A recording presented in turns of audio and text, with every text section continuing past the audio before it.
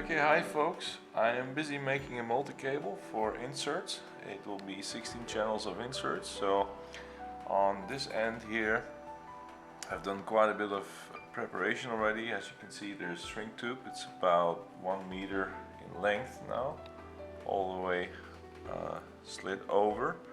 And I've prepared both cables. As you can see, this will be together, and then so that's tinned already.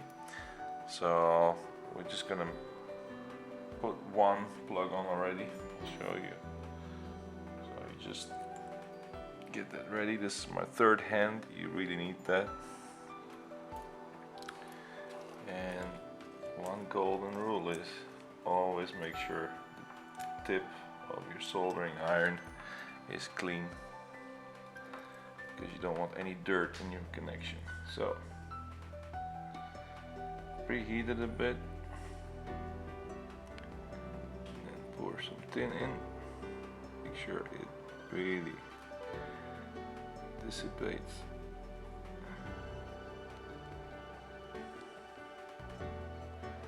And then put a little bit on the side as well, preheated.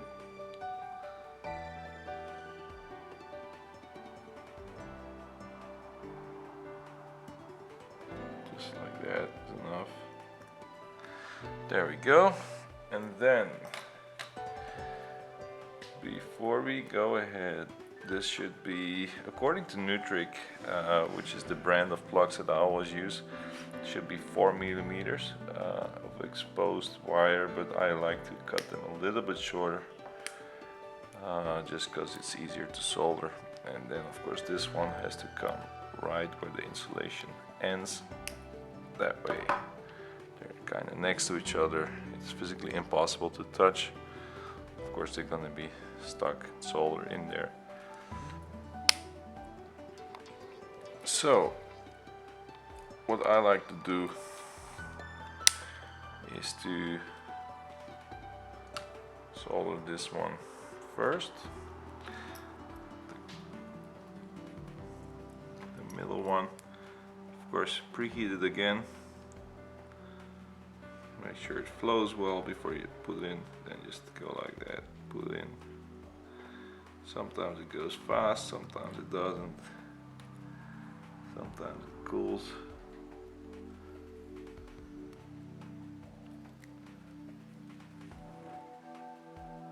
There, it's flowing now. Always make sure it flows good.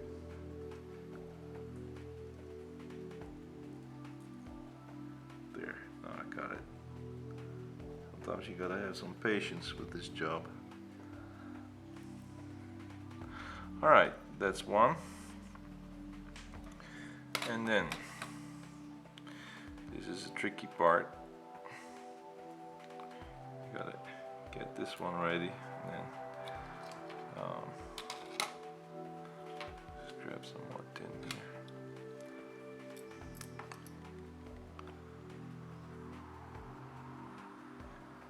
Always have a little bit here at hand, which also makes it quicker to melt. And then you just put that in front.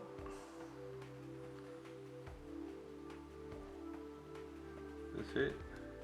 I like to use a small set of, what do you call these things? I don't know.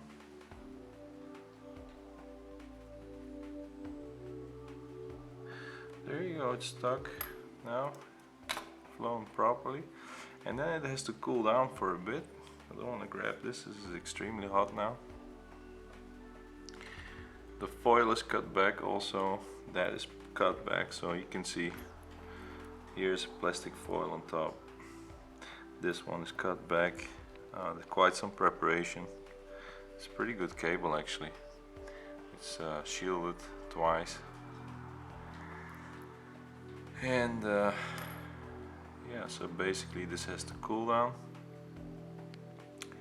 and I'll probably just spare you the waiting time.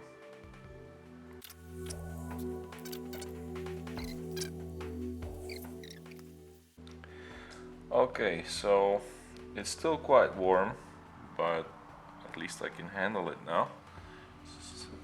Don't want burned fingers. I've had plenty of those experiences in the past. You learn quick. One golden tip I can give anyone who's interested in soldering their own cables. I actually always solder my own cables. You can have lots of pre-made in the shop, but I like to do my own. Is always and always put the cap on first. This is a joke among people who solder audio cables. It's happened to any beginner. Anyone who starts soldering forgets sooner or later to put the cap on first. And so what I've done here, this is also nice to note, I've put caps on all. As you can see, because it's an insert cable, there's ins and outs. So I've used two colors of caps. You can get different colored caps from Nutric, and I've used red and black ones so that they pair together. You can see what's in and out once the cable is finished. Okay, so here to get back here, I am just getting the foil back on nicely, and we can pull this one a bit. I'm gonna grab the whole of the shrink tube now in the length and just bring it all the way up to the plug. That way you'll see what happens. So we're gonna just a little bit more. Just pull it. There we go. Now it's nicely covered. So now all we have to do, I'm not gonna shrink everything of the whole shrink tube. I'm just gonna leave it like that. It's neater, and I'm just gonna shrink like 1.5 centimeters. You should be using a tool for this, but I don't have that. It's quite expensive. This works if you're careful enough. It's okay. You just have to make sure you don't burn your shrink tube.